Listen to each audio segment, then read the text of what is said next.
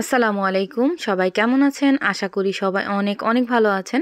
আজকে আমি একদম সহজভাবে চুলায় তৈরি করে দেখাবো বনরুটি বা বার্গার বনও বলতে পারেন। শুধুমাত্র ঘরে থাকা আটা দিয়ে এই বনরুটিগুলো তৈরি করে নিতে পারবেন।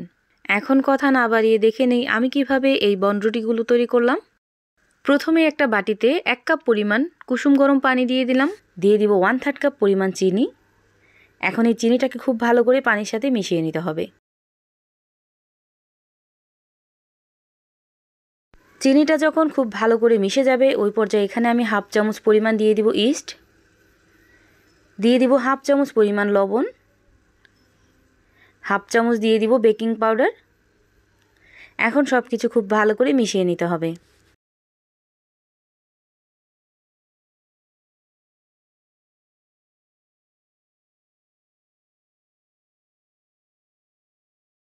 সব কিছু খুব ভালো করে মিশিয়ে নেওয়া হয়ে গেলে এখানে আমি 2 চামচ পরিমাণ তেল দিয়ে দিব, রান্নার সাদা তেল।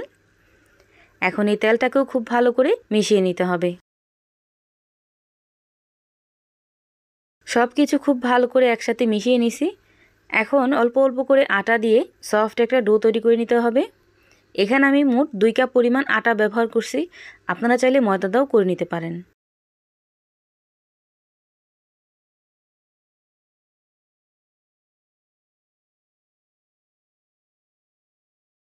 এই ডোটা কিন্তু একদম রুটির মতো নরম হবে না, হালকা একটু চ্যাটচ্যাটাভাবে থাকবে।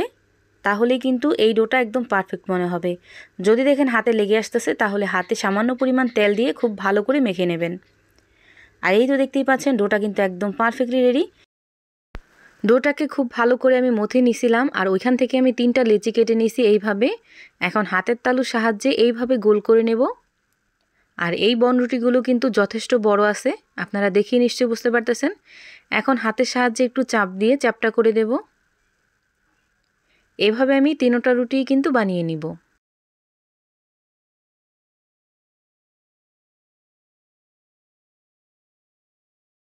এভাবে আমি 3টা রুটি শেপ দিয়ে নিছি। এখন আমি যেই প্লেটে এই বনরুটিগুলো বেক করব ওই প্লেটে সামান্য পরিমাণ তেল ছিটিয়ে দিব আর এইভাবে বনরুটিগুলো বসিয়ে দিব।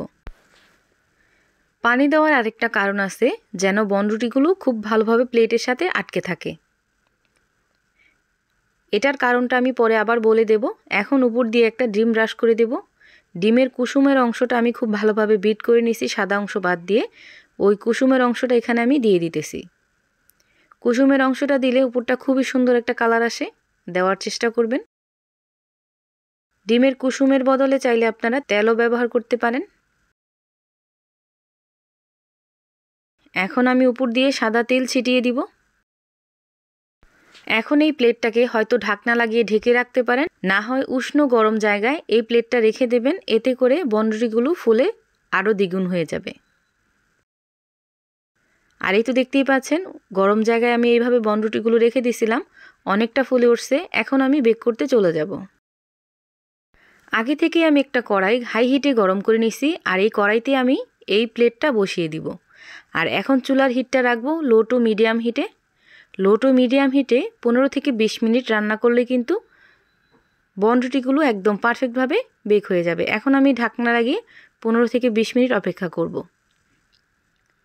আর এই তো দেখতেই পাচ্ছেন 15 থেকে 20 মিনিট হয়ে গেছে। এখন আমি ঢাকনাটা উঠিয়ে নিব। আর এই তো দেখতেই পাচ্ছেন একদম পারফেক্টভাবে কিন্তু বনরুটিগুলো বেক হয়ে গেছে। বনরুটিগুলো বেক হয়ে গেছে। এখন এই প্লেটটাকে এইভাবে একটু উল্টো করে দিতে হবে। পানি দেওয়ার কারণে এইভাবে প্লেটটা উল্টো করে দিলে বনরুটিগুলো কিন্তু নিচে পড়ে যাবে না। আর যদি তেল ব্রাশ করে দেন এতে করে এইভাবে যখন উল্টাবেন তখন কিন্তু বনরুটিগুলো নিচে পড়ে যাবে। বনরুটিগুলো সুন্দর একটা কালার আসার জন্য এইভাবে উল্টিয়ে দিলে কিন্তু খুব সুন্দর একটা কালার আসে, একদম ওভেনের মতো। এভাবে আমি 5 মিনিটের মতো উল্টিয়ে রাখছিলাম। এখন আমি প্লেটটাকে কিন্তু আবার উল্টিয়ে নিছি। এখন উপর দিয়ে আমি ঘি ব্রাশ করে দিতেছি। এতে করে বনরুটিগুলো খেতেও ভালো লাগবে আর কালারটাও খুব সুন্দর আসবে। আর এই তো তৈরি হয়ে গেল গ্যাসের চুলায় আটা দিয়ে বনরুটি বা বার্গার বন। বাসায় অবশ্যই একদিন ট্রাই করবেন, ইনশাল্লাহ আপনাদের কাছেও খুবই ভালো লাগবে। এখান থেকে একটা উঠিয়ে দেখাচ্ছি যে কতটা পারফেক্ট হয়েছে আর কতটা সফট হয়েছে, দেখিয়ে নিশ্চয়ই বুঝতে পারতেছেন। আমার এই ভিডিওটা যদি ফেসবুক পেজ থেকে দেখে থাকেন তাহলে আমার পেজটা ফলো দিয়ে রাখবেন, আর যদি ইউটিউব চ্যানেল থেকে দেখে থাকেন তাহলে আমার চ্যানেলটা সাবস্ক্রাইব করে পাশে থাকা বেল আইকনটা বাজিয়ে দিবেন। তাহলে আমি প্রতিদিন ভিডিও ছাড়লে আপনাদের কাছে খুব তাড়াতাড়ি পৌঁছে যাবে। সবাই ভালো থাকবেন, সুস্থ থাকবেন। আল্লাহ হাফেজ।